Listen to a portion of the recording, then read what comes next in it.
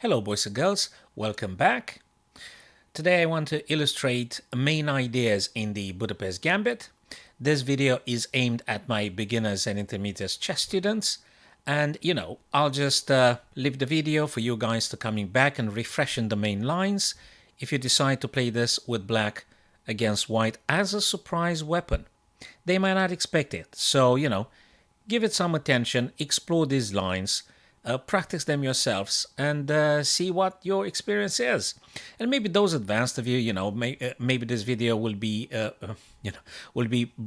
bringing back into your memories lines that you haven't tried yet and maybe you wanted to. Okay, so main ideas in the Budapest Gambit. Okay, so these happen with d4. Okay, so you're having black now, assumingly. Knight to f6 and c4. And here comes the Budapest Gambit, which means you'll be offering the e5 black pawn. Now, this is a pawn normally white wants to take. I mean, it's the most powerful move white can play, just simply to accept. If they don't accept it, and let's say they're thinking about playing a move like d5, they could do that. Maybe hoping that they've taken the square from the knight on b8, which can't play on c6 now due to the pawn on d5. Now the problem is, black starts to being better. If white declines by pushing forward, a black immediate answer should be bishop c5. A very natural, a very powerful bishop. Look at this diagonal. So this is not something white should be playing. And in case they do, my dear chess friends, just play bishop c5.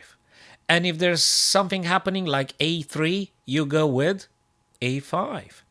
And actually, let me just play this because I want to generate another idea here. So the a5 move, it's not just preventing the b4. There is another idea in the background, and that is sometimes in the Budapest Gambit for black, you may want to do a rook lift, a rook a6, and then slide over to g or h6, potentially attacking the castle king. Just keep this in mind. You never know. Okay, so that's a possibility. Again, not taking the pawn and going forwards is not very promising for white. So let's just consider white what to take here. Right, so now the black knight is attacked. And now you've got like two moves to play. Most common, and the move I would recommend to you, my friends, would be knight to g4. Immediately attacking the pawn on e5 and threatening to take it back. Now, let's just play this. Knight to g4. Now, if white gets a bit greedy and they play queen to d4, defending the pawn, they don't want to give anything, they want to keep all the material advantage, and moreover, they want to just attack your knight now, forcing you to move in disarray and stuff like that. Don't move the knight anywhere. So if white plays queen to d4, don't move the knight. You play something else. Very nice move. Developing natural move d6. What's not to like about this one? That reveals the bishop on c8, protecting the knight on g4, so the queen can't take your knight. And it means something else. It also challenges, obviously, the pawn on e5. And if white were to take on d6, you guys continue straight away with bishop captures d6. You need not fear queen captures g7. This is a trap. This is a trap in the Budapest Gambit. So you kind of have to memorize, stay with this position, let it sink in. And, reap the rewards if this were to happen. Because this might be very tempting. They might say, oh, I'm so happy I'm going to take on g7 now. It's going to get very ugly and very bad for your opponent with white pieces. Because you're going to attack them straight away. And you're going to play something like bishop to e5. Oh, my days. Now, look at a bishop on e5, which attacks the queen and attacks b2, which is currently defended by the bishop. True. But now white is facing a major problem. The queen is attacked. Can't take the rook because the bishop takes. It's absolutely meaningless to take on f7. There's nowhere to go apart from g7. Sorry, apart from g5. There's nowhere else to go. In which you guys with black, you should take straight away. And after bishop takes here, you're going to capture on b2. And this is very good for black. It's looking incredibly good for white. For black, you should be winning the game, people. And need not be afraid about something like h3. Just, I don't know, play e5. And even if they do something like bishop f6, hoping to grab some material, it's, you know, there is another devastating move. It's knight to d3. Check and bishop attacking the other bishop. So they kind of take back and you take on f6 and it's incredibly damageable. I mean, okay, we should be stopping now because at a correct game here, black is winning and you definitely don't want to do this with white. So that was just a little trap to keep it in mind, boys and girls. Let me just go back. So if this were to happen, okay, so if you're having whites and if you play the Budapest Gambit, do not do queen d4. It's completely not worth it. And you rather just look for developing more pieces, like knight f3, for instance. Like knight f3 is a very good move here. And now when you're having black, play something with tempo. You need to activate your pieces quickly, efficiently, castle the king, go for attack. That's the mantra. So now you're going to play bishop c5. A beautiful developing move. Bishop combined with the knight, attacking on f2. White needs to respond. They cannot not respond. Okay, so they've got to do something immediately. And the only good stuff is e3 for white here. I can't recommend in good conscience for white to play funky stuff like knight d4. Disaster. You could go with knight f2. And if king takes, you could do queen to h4. And if g3, you're going to take on d4. And if queen takes, you take. I mean, this is it. The position is totally winning for black here. Okay? So we're going to go back now to where we were. So knight d4, no way, Jose. If you're having white, you don't want to do this. So that's what I want to say. e3 is the move. Now, when your opponent plays e3, that kind of blocks in the bishop.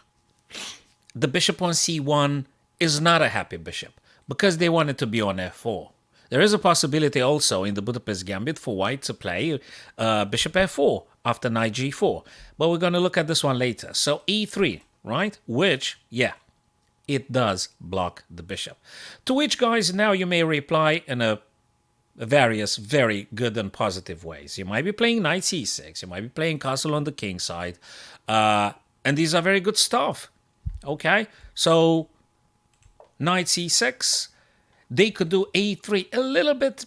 You know, you got to pay a little bit of attention about the a3 because they really want to come down very strongly with b4. No raining fire upon your bishop and knight. So now, when you see the a3 being played, don't forget, boom, a5. You've got to play this one. And you see, I think I've said it before, a5 in this position not just stops the b4. It doesn't just stop the b4. It's the other idea. If you guys remember, I said the rook left to a6 is a tricky idea, very important, and because then you got to play bishop, rook to g6 or rook to h6, and provided you're going to take on e5, and this knight's going to take, and the knight on c6 going to take, and combined with the queen on h4, it could be proving very, very deadly and complicated for white if they castle on the king side. So these are ideas, and they are very useful, guys. You keep these ideas in mind because you're going to need them. Of course, the game may be twisting, you know, in one direction or another. All sorts of crazy stuff might happen, even non-theoretical ones and low-quality moves. But if you keep these main ideas in your mind, you'll be applying them. Okay, so I want to tell you very good stuff so that you can take advantage of, apply this successfully in your games. So now for white could be b3, bishop e2, knight c3. This kind of ideas might be happening in the game. To which we said already, you castle the king. Rook wants to go to e8. Rook wants to go to e8. If this guy were to be challenged also dropping the bishop on f8, would be a good stuff to play. Getting the bishop on a7, you just need to keep in mind, although not a disaster, it kind of blocks the rook if they want to come out. So keep this in mind, keep this in mind. And you want to take on to e5, okay? You want to take on e5. If there were to be something like bishop b2, you're going to play rook e8 anyway, and you will be capturing this guy. You will be taking the pawn on e5. Okay, so I think this is a very good way for you guys to play with black. Okay, this is a really, really good stuff to play. d6, of course, also to be considered at some point.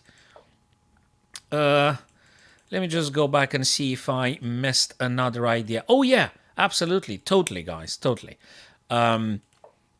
After, let's say, pawn captures, there is another interesting way to play. Namely knight on e4. Namely knight on e4. There might be another way. Now, white might be playing here, queen to d4, obviously, attacking the knight.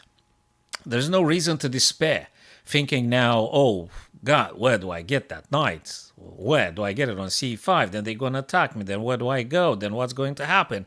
No, remember, guys, forward. You need to go forward. What does that mean? Leave the knight where they are. Play the bishop on f8 with tempo, attacking the white king. Look at this. So you're going to play bishop to b4, checking the king. This is a check. So they've got to stop the check. And they can only block it. Okay, they can only block it. I don't know, let's suppose bishop d2. You're going to take. And now they're going to take, and they still got a pin. And I very much like this position with black here. I really like it because, I mean, knight c6, knight's going to come on c6, attacking the queen with tempo. White already got a pin, so they need to think about that one too. You're going to castle, you're going to play rook e8, you're going to play d6.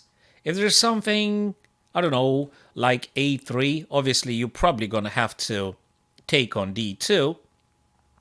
And it's absolutely looking good. So let's just assume knight c6, attacking the queen with tempo here. They've got to go somewhere. And they got to think very carefully about this one. Really, because it's not just the queen that's being attacked here. It's also the pawn. Okay, so they need to choose very carefully where to place the queen. And if the queen goes, let's say, away from defending the knight, we're also having some bishop takes d2, king takes, and they can't castle the king. The king is very, very exposed. So these are very good ideas for you guys to keep in mind. I really, really like it. And I think you should try it and give it a go. Okay, let's consider something else. So pawn takes, knight to g4. And now let's just consider another move white might play, which is e4. So they don't want to protect on e5, and they directly attack the black knight on g4. So this is a very good answer that white might play here. Really good stuff. And practically that might be the most annoying for black, so to speak. It does attack the knight directly now. And I want to go on e5 here, and white will be taking more space from black with a move like, oh, now that's a powerful thunderstorm coming. Okay, cool. We continue the stream. So f4 taking a heck of a lot of space, attacking the knight. Look, you could play either knight g6, either knight on c6. If you go on g6, white will be playing f5 at some point in the future, and that will be further harassing your knight. And the theory recommends here, and the engines recommend you here, guys, to play knight e to c6, which indeed does take this square from the other knight. Okay, so that might be another possibility, but I think it's preferably to get the knight on c6 rather than g6, which again, you know, you subjected the knight to further attacks with the pawn. And it's really looking good here. I mean, you just keep playing. There are chances for both colors. Yes, white has taken some space and they've opened a couple of lines. But, I mean, it's very, very, very playable here for black guys. Okay, so you're going to do bishop e7, you're going to castle, you're going to go with d6, you're going to make a pin, provided knight will be playing on f3. I think it's okay. It's playable, really, really. And don't forget this idea. It's also very interesting, this a5. I really like it. And this knight's going to go on e6 at some point. You could try that one too. All in all, I think it's totally, totally worth it. And another idea I just wanted to tell you briefly, guys. There is a possibility with for white to play something like bishop f4.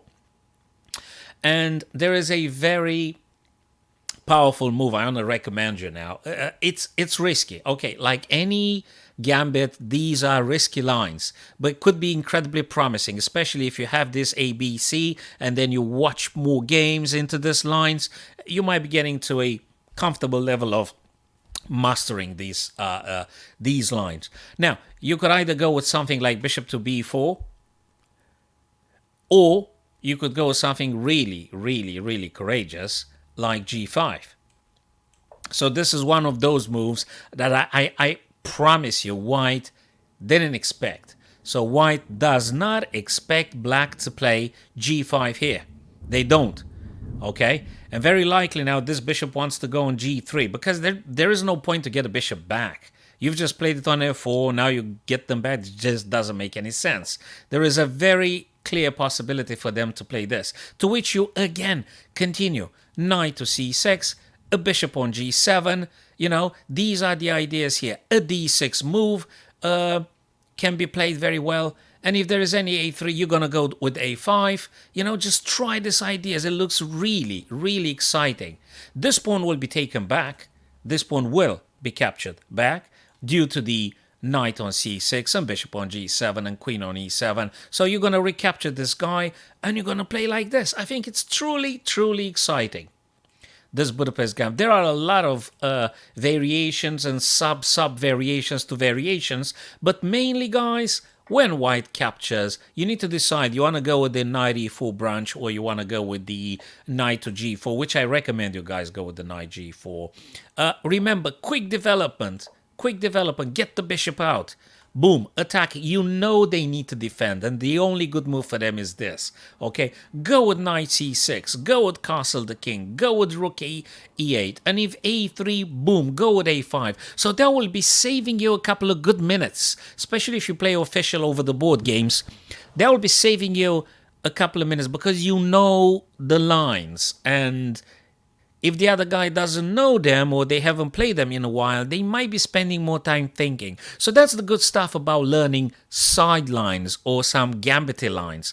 The other person may not be prepared. Maybe they played it ages ago and now you come up again and, you know, they will need to find out over the board the correct answer to the issues you're raising for them. So I think it's totally worth exploring, and you know, keep it as a secret weapon and play it every now and then. It might be proven, you know, like all you need for you guys to just bank a couple of quick victories, maybe in blitz games or rapid games over the board or online. So, boys and girls, thank you very much for watching this short video, guys. I hope you find this useful. Subscribe to my channel if that's the case. And I'll be doing something else. Maybe next time I'll be doing some hillbilly attack. So a way to tackle the Caro-Kann. Another incredibly exciting gambit lines. Thanks very much again. I'll see you guys very soon.